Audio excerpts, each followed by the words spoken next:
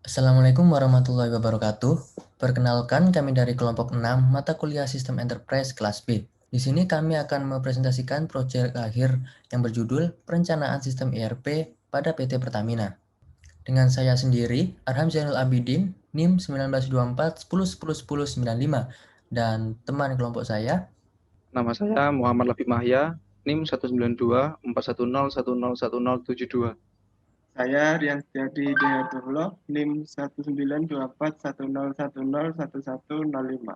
Saya Erik Trigunawan dengan NIM 1124. Saya Abdul Aziz dengan NIM 1127. Selanjutnya adalah latar belakang. Perkembangan teknologi pada era globalisasi seperti sekarang ini, khususnya di bidang teknologi informasi, terus berkembang dan tidak pernah berhenti, sehingga membuat kemudahan dari produk yang akan digunakan. Dalam pengolahan data dan transaksi bisnis modern dikenal dengan adanya ERP atau Enterprise Resource Planning yang akan mencatat secara terintegrasi proses transaksi perusahaan.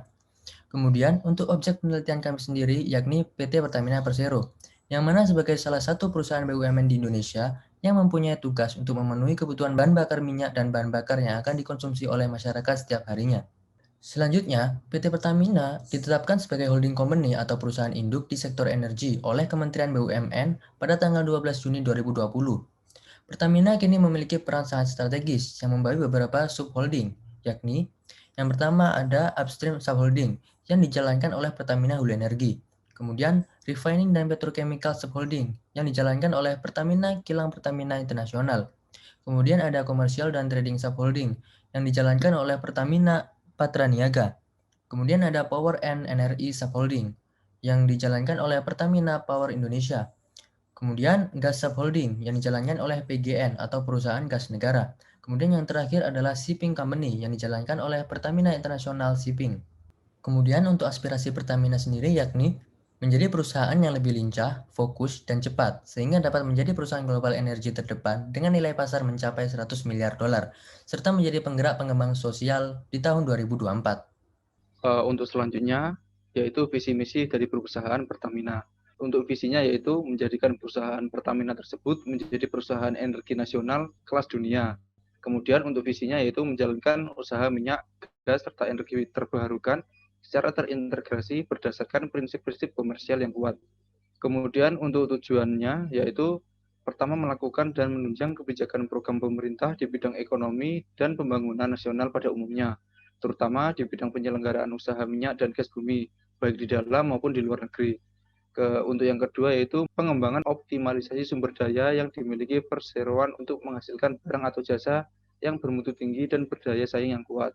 Selanjutnya yaitu modul-modul ERP yang digunakan pada PT Pertamina. Untuk yang pertama yaitu FICO atau Financial and Control adalah modul yang berisikan tentang laporan akuntansi baik secara internal maupun eksternal. Tujuannya yaitu untuk mencatat semua transaksi keuangan dan menghasilkan laporan keuangan yang akurat pada akhir periode. Kemudian ada JVA. JVA sendiri merupakan bentuk kerjasama perusahaan Pertamina itu sendiri dengan perusahaan-perusahaan lain yang menjadi partner untuk mengerjakan suatu aktivitas tertentu. Kemudian ada MMNH yaitu Material Management Non-Hydro. Pada modul ini berisi tentang mengatur proses pengadaan dan pengelolaan material non-hydro. Maksud dari material non-hydro adalah material yang digunakan untuk packaging seperti botol dan lain-lain. Kemudian modul PM atau PS. PM sendiri atau Plan Maintenance yaitu suatu solusi untuk proses administrasi dan perawatan mesin. Sedangkan Project System atau PS adalah mengintegrasikan semua proses dari perencanaan proyek, eksekusi, dan juga kontrol perusahaan. Dan yang terakhir adalah modul HR atau Human Resources. Modul HR sendiri ini berisi tentang mengintegrasikan terhadap semua proses yang ada di dalam Departemen Human Resources. Proses tersebut mulai dari perekrutan, peningkatan sumber daya manusia, manajemen waktu, dan masih banyak yang lainnya. Baik, selanjutnya saya akan menjelaskan BPMN dari modul yang sudah tersedia. Yang pertama yaitu modul SDM. Selanjutnya saya akan membacakan tahapan-tahapan proses pada modul ini. Yang pertama, HRD akan melakukan penganalisaan kebutuhan jabatan yang ada pada perusahaan. Yang kedua, setelah menganalisis, HRD mencari perusahaan sejenis untuk membandingkan jika diperlukan. Yang ketiga, HRD melaporkan hasil analisis ke CEO perusahaan Yang keempat, Dewan Komisaris menunjuk HRD sebagai penyeleksi, perekrutan pekerja, dan membuka lowongan pekerjaan. Yang kelima, calon tenaga kerja mendaftar sesuai dengan lowongan yang disediakan.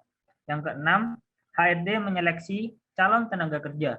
Yang ketujuh, calon tenaga kerja menunggu selama 1 kali 24 jam untuk mendapatkan panggilan, melakukan administrasi, tes tulis, dan tes wawancara.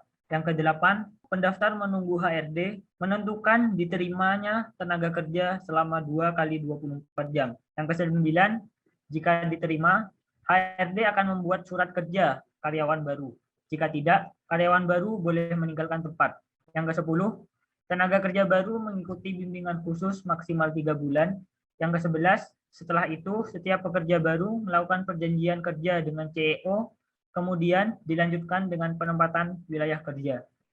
Manfaat modul SAP Human Resource.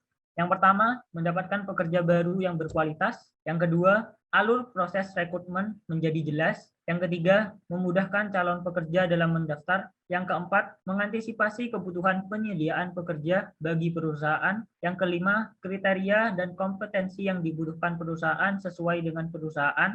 Selanjutnya, BPMN modul pengadaan produk jasa. Tahapan yang ada pada modul ini terdapat 3 tahap, yaitu perencanaan, persiapan, dan seleksi. Yang pertama, tahap perencanaan. Yang pertama, fungsi pengadaan melakukan identifikasi kebutuhan pengadaan. Selanjutnya, direksi dan jajaran manajemen menyusun RKAP berdasarkan identifikasi kebutuhan pengadaan. Kemudian, selain itu, ada Dewan Komisaris yang bertanggung jawab mengawasi penyusunan RKAP dan memberi evaluasi atau nasihat terhadap dokumen RKAP yang telah disusun. Kemudian, jika ada revisi dari Dewan Komisaris, direksi dan jajaran manajemen harus menyusun kembali RKAP. Lalu, jika penyusunan RKAP disetujui, direksi dan jajaran perlu melaksanakan RUPS, Rapat Umum Pemegang Saham, di mana dalam RUPS, direksi perlu menyampaikan RKAP kepada para pemegang saham. Apabila dari pemegang saham tidak setuju atau ada revisi terhadap RKAP yang diusulkan, direksi dan jajaran manajemen kembali menyusun RKAP. Kemudian apabila disetujui, selanjutnya pemegang saham melakukan pengesahan RKAP. Lanjut ke tahap persiapan. Pertama, setelah tahap perencanaan selesai dan menghasilkan RKAP, kemudian fungsi pengadaan melakukan identifikasi risiko pengadaan. Kemudian fungsi manajemen risiko mengevaluasi risiko pengadaan yang telah diidentifikasi fungsi pengadaan. Apabila ada revisi, fungsi pengadaan kembali mengidentifikasi risiko pengadaan. Kemudian apabila tidak ada revisi, fungsi pengadaan lanjut membuat dokumen RKS pengadaan barang jasa. Kemudian menyerahkan dokumen RKS pada direksi dan jajaran manajemen. Lanjut ke tahap terakhir, yaitu tahap seleksi. Setelah melakukan tahap persiapan, selanjutnya masuk ke tahap seleksi, di mana yang pertama fungsi pengadaan akan memilih metode pengadaan barang jasa, kemudian fungsi pengadaan mengumumkan pengundang penyedia barang jasa untuk melakukan penyeleksian. Setelah dilakukan penyeleksi metode penyedia barang jasa, menetapkan pemenang, lalu membuat kontrak perjanjian kerjasama dengan penyedia barang jasa. Selanjutnya, jika dirasa penyedia barang jasa kurang setuju dengan kontraknya, maka dilakukan pembuatan kontrak lagi. Jika setuju, maka selesai. Lanjut ke manfaat modul SAP. Pada modul ini, manfaat yang diperoleh adalah pertama, memperoleh barang jasa yang dibutuhkan dalam jumlah, kualitas, harga, waktu, dan tempat yang tepat secara efektif, efisien, dengan persyaratan dan kondisi kontrak yang jelas serta dapat dipertanggungjawabkan. Kemudian yang kedua, mendukung penciptaan nilai tambah bagi perusahaan. Ketiga, menyederhanakan dan mempercepat proses pengambilan keputusan. Keempat, meningkatkan kemandirian, tanggung jawab, dan profesionalisme. Yang kelima, meningkatkan penggunaan produksi dalam negeri. Yang keenam, melakukan pembinaan terhadap penyedia barang jasa. Selanjutnya yaitu kami melakukan redesign pada modul material manajemen, proses pengadaan barang atau jasa. Pada proses bisnis sebelum diredesign, penyusunan RKAP dilakukan terlebih dahulu, setelah itu penyusunan rencana pengadaan.